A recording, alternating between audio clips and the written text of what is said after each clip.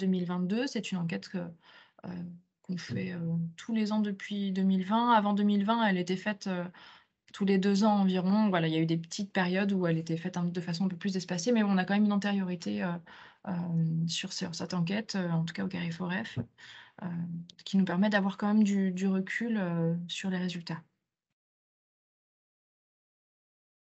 Donc, pour commencer, je vous parle un petit peu de l'enquête. Donc, c'est une enquête qui est inscrite au programme d'activité du Carrefour F des Pays de la Loire, à la demande de la région des Pays de la Loire. C'est donc pour la région qu'on réalise cette enquête.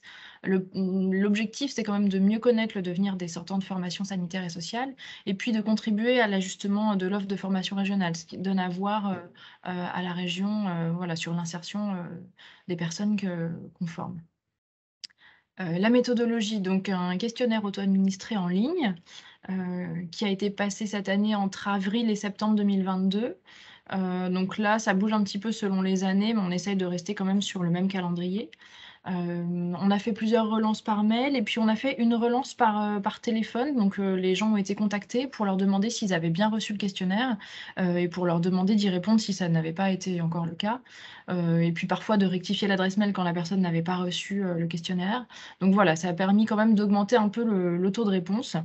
Donc sur les 4 198 élèves et anciens élèves et étudiants, des formations sanitaires et sociales de 2021, 924 ont répondu, à notre enquête, donc ce qui nous fait un taux de réponse de 22 un taux de réponse identique à celui qu'on avait pu obtenir l'année dernière, donc stable.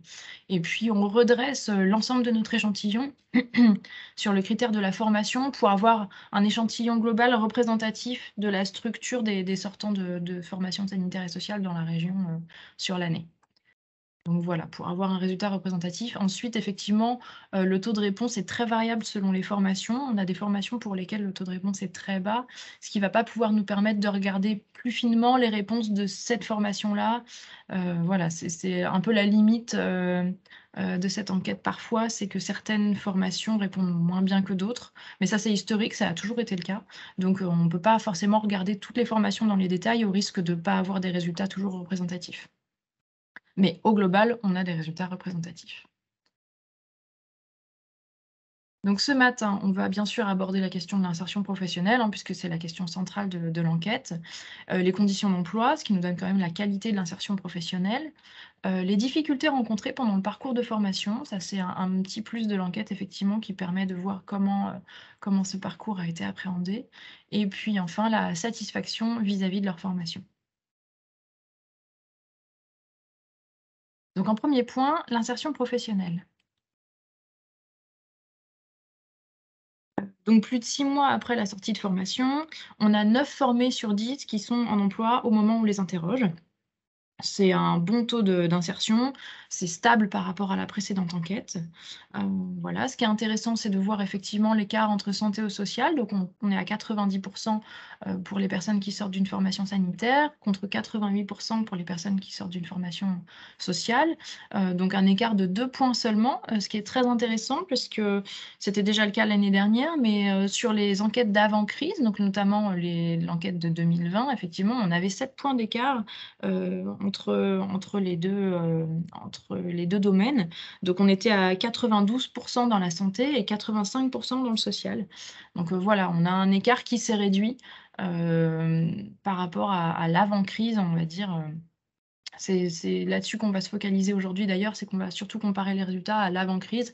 Ils sont plutôt stables par rapport à l'année dernière. Par contre, on a quand même une évolution, par rapport à ce qu'on a pu faire en 2020 et avant.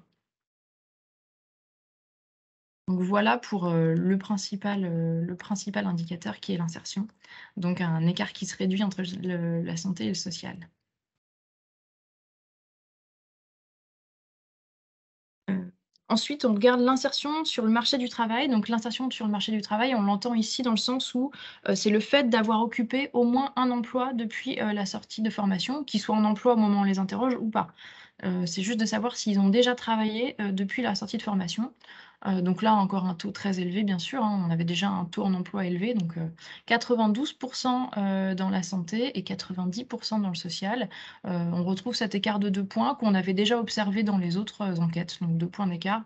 Donc on a une très bonne insertion sur le marché du travail, c'est-à-dire que les gens qu'on interroge, même s'ils sont pas en emploi au moment où on les interroge, ils ont quand même déjà travaillé. Donc on a une insertion sur le marché du travail qui est très, très bonne, dans ces domaines. C'est un des domaines où on a, le taux le plus élevé d'ailleurs.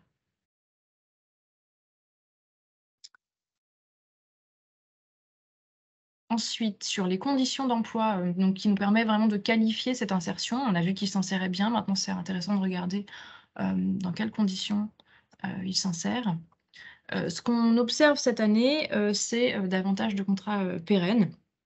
Donc, si le CDI apparaît, plus fréquent, parmi les formés du domaine social, les formés du domaine sanitaire, ils bénéficient, autant d'emplois pérennes puisqu'en fait, ils sont plus souvent titulaires de la fonction publique. Je vais passer ma souris, vous allez voir. Donc le CDI, effectivement, n'est qu'à 34. Par contre, sur les fonctionnaires, on a 16. Dans le social, on a une part de CDI qui est plus élevée, donc à 50. Par contre, ils sont évidemment beaucoup moins souvent fonctionnaires, 2 ici. Donc finalement, si on parle de contrat pérenne et qu'on prend en compte, les titulaires de la fonction publique en plus des bénéficiaires d'un CDI, on a une part d'emploi, de contrat pérenne qui est importante.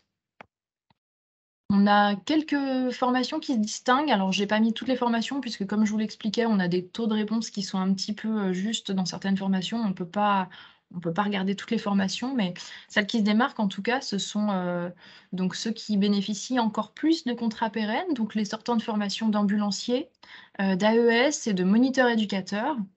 Et à l'inverse, donc, ceux qui sont un petit peu moins bien lotis sur ce point-là, effectivement, donc ce sont les sortants de formation d'auxiliaires de puériculture et d'assistants de service social. On a une remarque, Célia, sur le chat de Claire Meunier par rapport au CDI, en fait. Alors, si je comprends ce que vous dites, que les étudiants, en fait, ne seraient plus forcément en attente de CDI à la sortie, ce qui peut aussi expliquer, un plus faible niveau de Effectivement. CDI. Oui, c'est quelque chose qu'on a pu lire dans pas mal d'études. Bon, nous, on les interroge pas sur, leur volonté, on leur demande juste sous quel contrat ils sont actuellement. Mais effectivement, c'est pas forcément, quelque chose qui est recherché, mais on voit quand même que ça progresse malgré tout, en tout cas dans ces domaines. Donc, même si on sait que ce n'est pas forcément, le but recherché absolument. Mais en termes d'insertion, nous, ça reste quand même un indicateur intéressant de savoir si on est plutôt sur du précaire ou alors plutôt sur, quelque chose de pérenne. Mais ce serait intéressant de les interroger sur leur volonté, effectivement.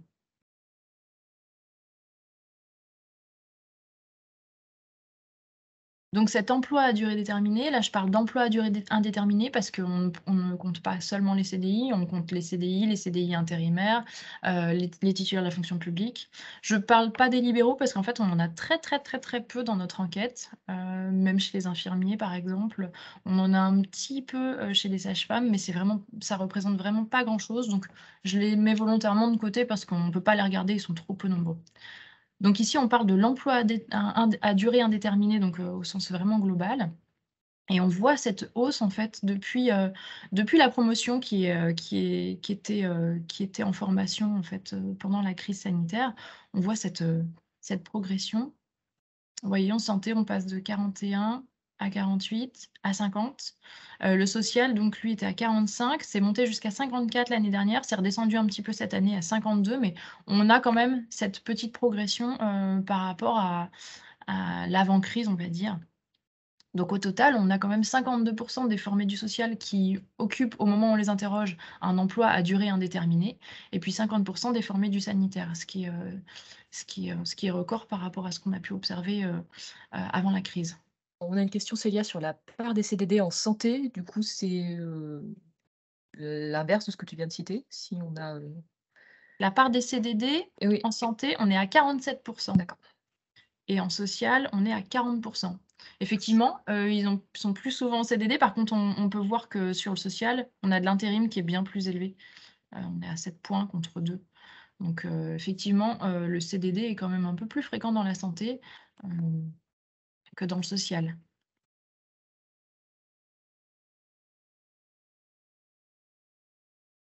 Donc voilà pour, l'emploi à durée indéterminée. J'étais assez claire. Est-ce que vous avez des questions sur ce point?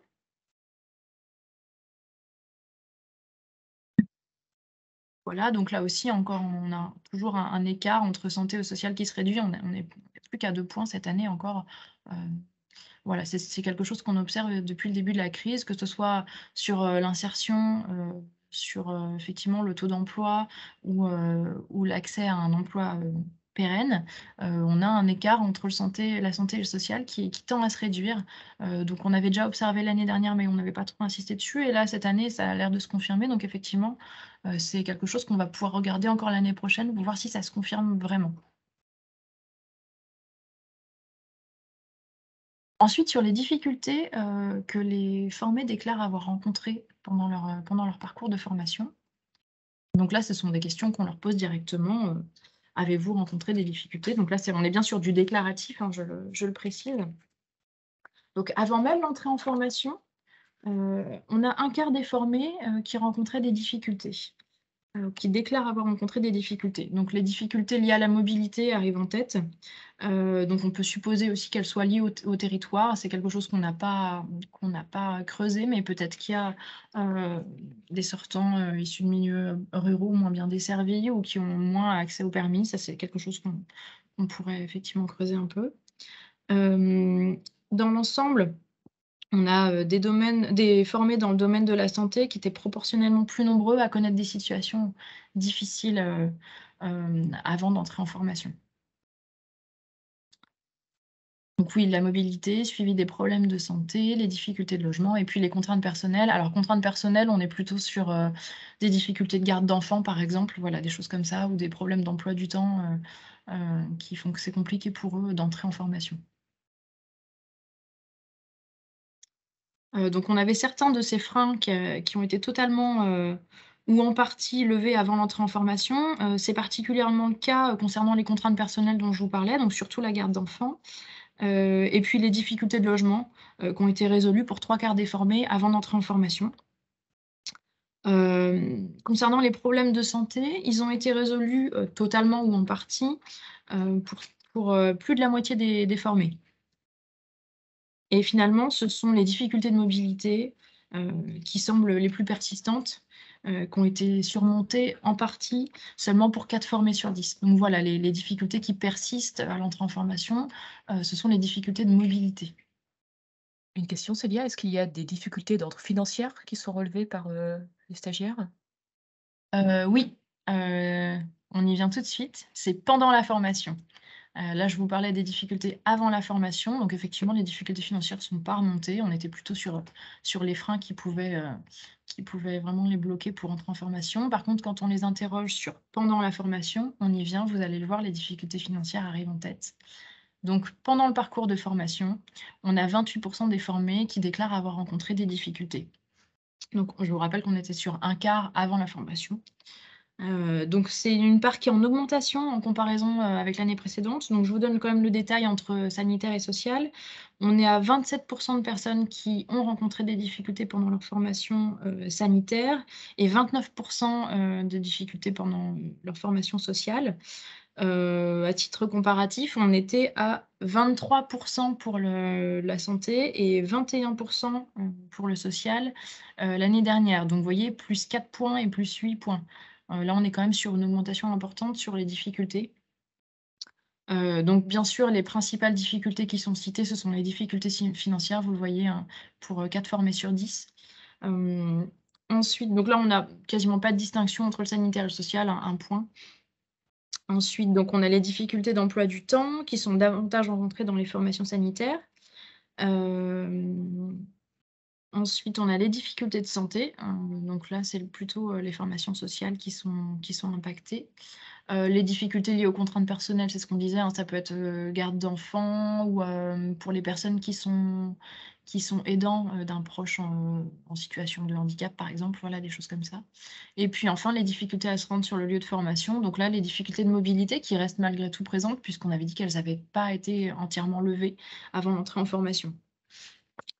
Hem, ce qui est intéressant, c'est, les problèmes de santé là, qui sont quand même assez élevés, notamment pour les personnes formées dans le domaine social. Donc elles apparaissent plus présentes pendant la formation, puisqu'elles touchent 3 fois plus de formés du domaine social qu'avant d'entrer en formation. Donc est-ce qu'il y a un problème de prise en charge pendant la formation? Voilà, ça peut soulever des questions. Et puis oui, effectivement, ces problèmes, de mobilité, ces difficultés de mobilité, finalement, on était un petit peu plus d'1 sur 10 avant d'entrer en formation et on est quand même toujours à près d'1 sur 10, pendant la formation. Donc ça reste un élément bloquant, en tout cas une difficulté, pendant leur parcours de formation. Célia, est-ce que ces difficultés de déplacement, c'est uniquement sur le lieu de formation ou ça prend également en compte le lieu de stage?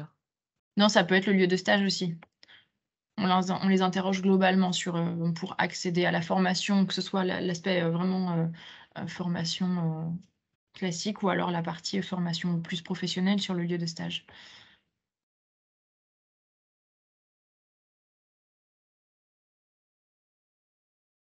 Ensuite, il y a d'autres types de difficultés qui remontent puisqu'on leur pose la question, donc ça c'était les choix qu'ils avaient, donc sur le questionnaire et on leur pose aussi la question plus globale de quel type de difficultés ils peuvent rencontrer. Donc là, c'est un champ libre, donc j'ai analysé leurs réponses. Donc on a 4 formés sur 10 qui déclarent avoir été confrontés à d'autres types de difficultés que ceux, qu'on a évoqués précédemment. On était à 29 lors de l'enquête précédente, donc là aussi on monte un petit peu. Donc comme lors de l'enquête 2021, on a des difficultés qui relèvent encore souvent de la crise sanitaire, de ses impacts sur les stages avec un contexte de travail un petit peu plus tendu. L'impact aussi sur la formation à distance, le développement de la formation à distance pendant la crise sanitaire a pu être difficile pour certains élèves qui ont tout simplement du mal, en termes d'apprentissage à distance ou alors qui ont, des difficultés d'équipement. On l'a vu déjà dans l'enquête de l'année dernière, des personnes qui n'avaient pas d'ordinateur ou un mauvais ordinateur ou une mauvaise connexion. Donc il y a tout un pack de difficultés, autour de ça. Et puis ce qu'on a vu émerger l'année dernière et qui est encore très présent cette année, c'est, la fatigue, la charge mentale, le burn-out. Là, on a quand même plusieurs formés qui le qui le mettent en avant, donc voilà, c'est quelque chose qui est très présent.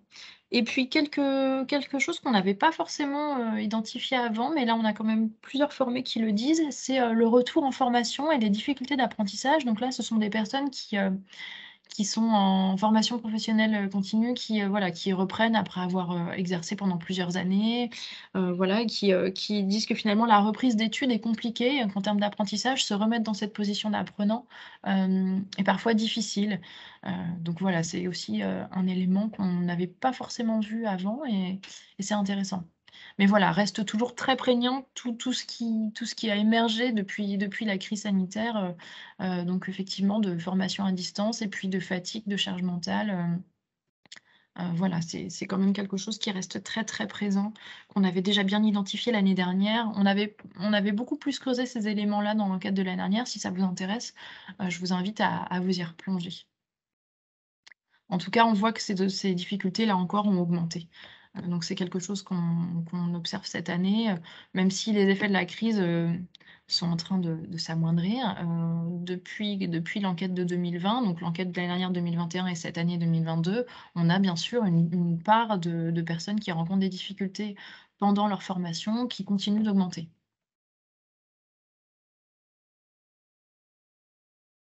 Ensuite, on va quand même s'intéresser à la satisfaction. Donc bien qu'ils rencontrent des difficultés, on voit qu'ils sont quand même très satisfaits de leur formation. Donc on a une grande satisfaction globale vis-à-vis de la formation avec, 9 formés sur 10 qui, déclarent que leur formation est satisfaisante. On a dont 30 et quelques, donc un tiers qui sont, très satisfaits de cette formation. Un petit peu plus dans le domaine sanitaire, on a 38 de très satisfaits et 31 de très satisfaits dans le social. On reste quand même sur une très grande satisfaction. Ce qu'on voit, c'est que la satisfaction vis-à-vis de la formation est quand même très liée à la situation, professionnelle au moment où on les interroge. Donc on a un taux de satisfaction qui atteint 93 parmi les formés qui occupent un emploi lorsqu'on les interroge, dont 38 de formés très satisfaits. En revanche, ceux qui sont sans emploi et qui en recherchent un au moment où on les interroge, ils sont que 88 enfin que 88 c'est déjà énorme, mais ils sont 88 à être satisfaits de leur formation. Donc voilà, c'est quand même très lié à la façon dont ils s'insèrent sur le marché du travail. Vous pouvez, regarder ici un petit peu plus en détail. Donc, je vous ai parlé de la satisfaction globale, mais on a aussi des éléments un petit peu plus détaillés. On les interroge sur, la satisfaction vis-à-vis du suivi, dont ils ont bénéficié par leur établissement de formation, le contenu de leur stage également, les formateurs attentifs aux besoins, le sentiment d'avoir acquis de nouvelles compétences. C'est aussi quelque chose généralement qui offre une grande satisfaction. On le voit d'ailleurs, c'est là qu'on a les taux les plus élevés, pour les personnes très satisfaites. Les équipements pédagogiques et puis la réponse, à leurs attentes. Voilà, qui est aussi un attendu. Finalement, ce qu'on peut voir d'un petit peu plus faible, c'est le contenu des stages, pour les personnes qui ont été formées en santé, même si la satisfaction, atteint quasiment celle des formés du social. On a seulement, entre guillemets, 36 des formés en santé qui sont très satisfaits de leur stage. Donc voilà, c'est toujours un point un petit peu compliqué. Mais dans l'ensemble, on a une très grande satisfaction. Et après, quand on les interroge sur d'autres éléments qui vont toujours dans le sens de cette satisfaction, on voit que malgré le fait qu'ils ne soient pas toujours très satisfaits de leur stage, on en a quand même 9 sur 10 qui déclarent que leurs stages les ont confortés dans leur choix professionnel. 8 sur 10 pour lesquels la formation a amélioré cette situation professionnelle. Hem 7 sur 10 déclarent qu'ils souhaiteraient se former à nouveau dans les années à venir. Alors quand on creuse un petit peu effectivement, sur ces éléments-là, se former à nouveau, c'est plutôt pour évoluer professionnellement, c'est pas pour changer de voie. C'est plutôt pour progresser. Par exemple, des aides-soignants qui envisagent une formation d'infirmier pour continuer, voilà, des choses comme ça. Et puis enfin, on en a 9 sur 10 qui recommandent, la formation qu'ils ont suivie à leur entourage, à leurs proches. Donc, toujours ces éléments qui témoignent d'une grande satisfaction, globale, en fait. Est-ce que vous avez des questions sur ce point, sur cette satisfaction?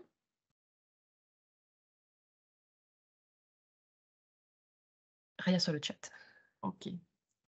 Alors ensuite, donc là, je vous ai présenté les résultats globaux.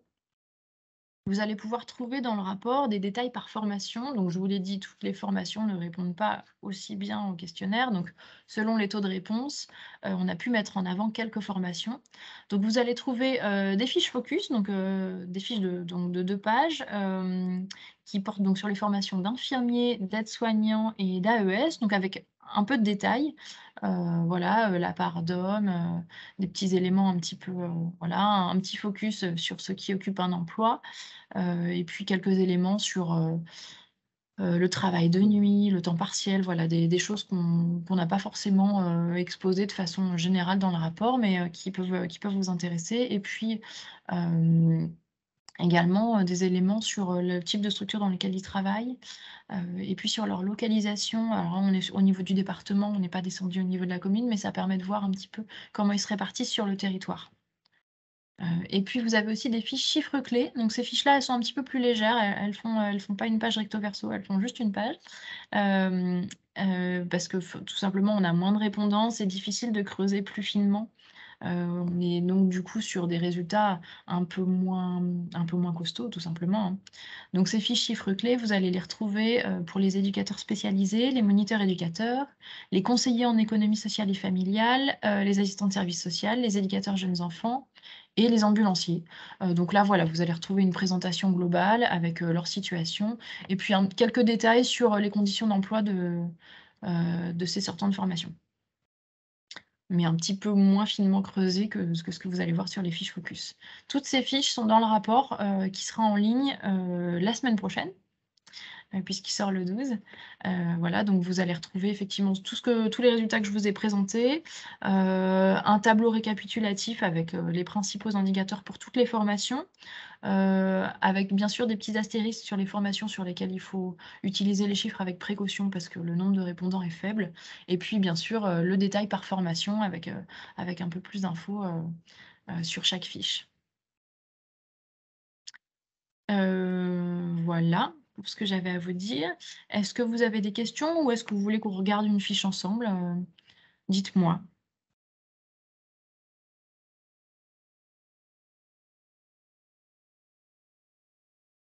Pas de questions? On a une réaction sur le chat qui arrive. Ah, OK. Une fiche, CESF? Oui, hop, alors Le rapport d'études est là. Alors vous Il y voyez a également quelqu'un qui serait intéressé pour la fiche focus infirmier. oui, on va les regarder ensemble. J'y arrive. Hop. Ah bah, l'infirmier était la première. On va commencer par les infirmiers, effectivement. Donc, comme ça vous permet de voir comment est construite la fiche focus, donc avec, une présentation rapide du public, donc la part d'hommes, c'est toujours un indicateur intéressant. Hem, donc on voit que ce sont des formés, plutôt issus de la formation initiale. Bien sûr, ils ont un niveau baccalauréat ou plus, mais bon, c'est un prérequis aussi pour entrer en formation. Hop, on a donc après la situation en emploi. Là, vous avez un petit graphique qui vous permet de voir l'évolution. Comment se répartissent les contrats. Là, c'est un indicateur intéressant aussi, je ne vous l'ai pas forcément dit, mais il est dans le rapport. C'est qu'on remarque que les personnes qui sont en emploi, la plupart du temps, occupent toujours le premier emploi qu'elles ont occupé dès la sortie de leur formation. Voilà, donc on a quand même une certaine stabilité de l'emploi. Ici, on a 72 par exemple, des infirmiers, qui sont en emploi, qui sont toujours dans leur premier emploi. Et puis voilà, des petites informations sur la durée du contrat, par exemple. Donc pour plus de la moitié, pour près de la moitié des CDD, et des contrats d'intérim, on est sur une durée de moins de 6 mois. Donc on est quand même sur des contrats courts pour ceux qui sont sur des CDD et de l'intérim. Des petits indicateurs intéressants aussi à regarder, donc c'est, la part de temps partiel, le travail de nuit, là évidemment qui est important chez les infirmiers et puis le travail en horaire décalé bien sûr. Il y a des infos qui vont pas vous choquer, sur certaines fiches, c'est bien évidemment, c'est des choses qu'on sait mais qui voilà, ça permet de le mesurer. Sur le temps partiel par exemple, on voit que c'est un temps partiel qui est la plupart du temps supérieur à un mi-temps, et puis que c'est un temps partiel choisi aussi, ça c'est une information intéressante. On a une réaction par rapport à la baisse du taux d'emploi, en fait, qui est surprenante au vu des Oui. besoins. Oui, c'est vrai, effectivement, c'est quelque chose qu'on observe, bah, dans la santé au global, hein, là pour sur les formés, du domaine de la santé. Heu, c'est pour ça que l'écart entre le sanitaire et le social se réduit. C'est qu'en fait, étrangement, le taux d'emploi des formés dans le domaine social a augmenté un peu depuis la crise, alors que celui, des formés du domaine sanitaire a tendance à baisser un petit peu. C'est difficile de l'expliquer, on n'a pas trop d'éléments. On a essayé de creuser un petit peu, de voir dans d'autres études ou peut-être du côté des chiffres de l'INSEE si on avait des explications. C'est un petit peu compliqué. Alors, on a certaines personnes qui ont retardé, leur entrée sur le marché du travail, hem et puis on a quand même, une part d'inactifs. Voilà, donc là, on est quand même sur un public féminin, donc on a des congés maternité, des choses comme ça, mais c'est vrai qu'on a du mal à expliquer cette baisse effectivement, ouais, ouais, oui.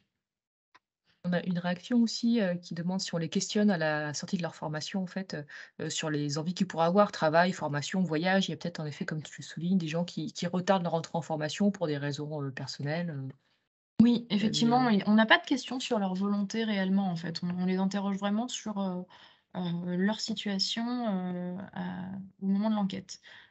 Effectivement, par rapport on leur demande effectivement s'ils ont de nouveau, des envies de formation ou des souhaits, mais par contre, on n'a pas cette information-là de effectivement, retarder leur entrée sur le marché du travail pour d'autres raisons, pour une année sabbatique, pour des voyages effectivement, pour des choses comme ça. mmh C'est mh. des éléments qu'on n'a pas, mais qu'on pourrait creuser. Je pense que si on voit que ça ne repart pas, en termes de bon après, c'est pas énorme non plus, on voit que ça varie toujours de quelques points. Là, on a une petite baisse de 4 points cette année. Si ça se trouve, l'année prochaine, on va remonter aussitôt et finalement, on n'aura pas eu d'éléments, à creuser plus que ça. Mais si ça se confirme, ce sera peut-être des choses effectivement à creuser davantage. D'accord, on a fait plusieurs réactions sur le chat, peut-être qu'il y a tout simplement moins de personnes qui veulent exercer dans la santé, ce qui peut peut-être impacter le taux d'emploi et puis, Claire Meignet qui nous fait part de plus en plus de personnes qui ont envie de se poser, de vivre et de travailler ensuite en fait, Oui, effectivement, l'année dernière, on les a beaucoup interrogés sur l'impact de la crise sanitaire sur leur formation, sur leur façon de se projeter dans leur métier, sur oui, sur la façon d'exercer leur métier et on a vu quelque chose quand même d'intéressant. C'est que, hem, finalement, ça leur a fait prendre du recul. Certains n'avaient pas, pris la mesure de la difficulté de certains métiers, parce que là, pour ceux qui ont été formés pendant la crise sanitaire ou qui ont été réquisitionnés pendant leur formation pour aller aider, au CHU, par exemple, on en a eu plusieurs qui l'ont déclaré dans les enquêtes. Ils ont pris un peu conscience de la difficulté du métier, de ce que ça pouvait représenter en termes de fatigue, mais aussi en termes de charge mentale pour certains qui ont dit que finalement c'était des métiers durs psychologiquement et qui ont eu besoin de prendre du recul après la formation. Peut-être que c'est cela aussi qu'on observe là, Mmh. c'est possible, hein. Mmh, Alors mais ça en ça tout peut être cas, vrai dans le social et la santé et c'est vrai que là, on constate pas oui. davantage de choses dans la santé que dans le social. Oui, c'est plutôt dans la santé qu'on l'observait. C'était plutôt les formés en santé qui l'ont déclaré aussi l'année dernière. Mais effectivement, peut y avoir aussi cet effet, crise sanitaire qui peut avoir, impacté un petit peu les gens dans la façon dont ils appréhendaient leur insertion sur le marché de l'emploi, hein, c'est possible. Ce sera à creuser effectivement si tout ça se confirme. Ensuite, vous avez des détails sur, donc le type d'établissement. Alors là, c'était un petit peu difficile de les présenter, donc la plupart travaillent en établissement hospitalier.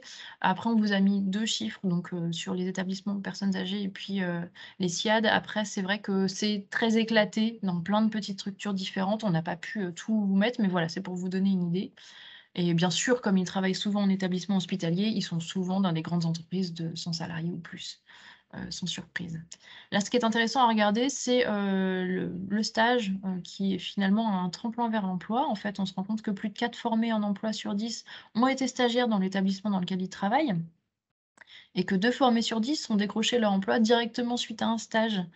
Heu, voilà et la moitié des formés l'ont trouvé ensuite, avec une candidature spontanée mais, voilà, le stage là, il reste quand même un bon tremplin pour accéder à un emploi et puis ça leur permet Hem, de «choisir» entre guillemets la structure dans laquelle ils travaillent. En fait, quand ils ont fait un stage, souvent ils savent où ils mettent les pieds.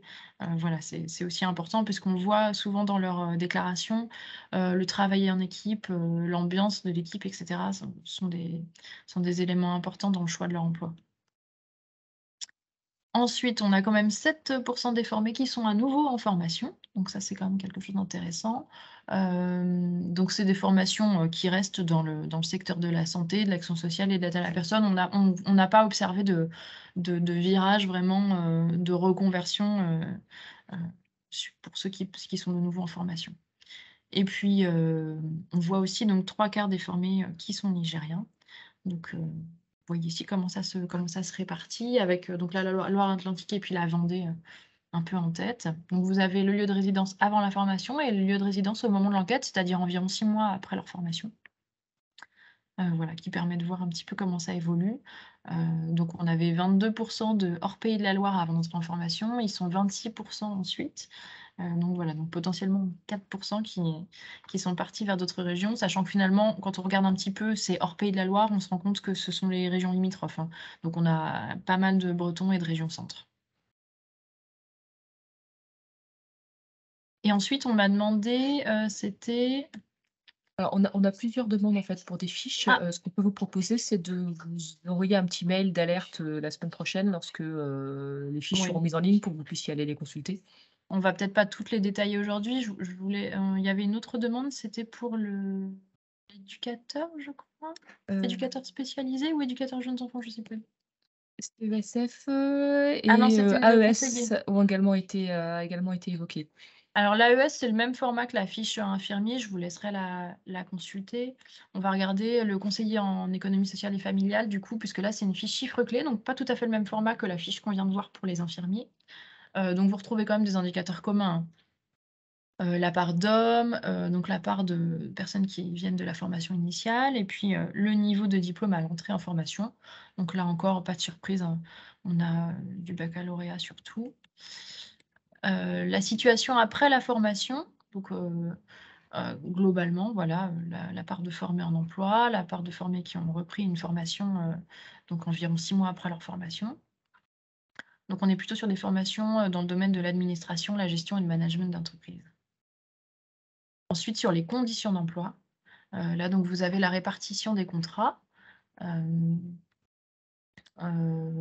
Qu'est-ce qu'on peut voilà, bon, bah, le travail à temps partiel, le travail en horaire décalé. Travail de nuit, donc évidemment, là, on est vraiment sur des métiers qui sont un peu moins touchés. C'est intéressant de regarder les structures dans lesquelles ils travaillent. Donc on est à 40 dans un établissement, social ou médico-social.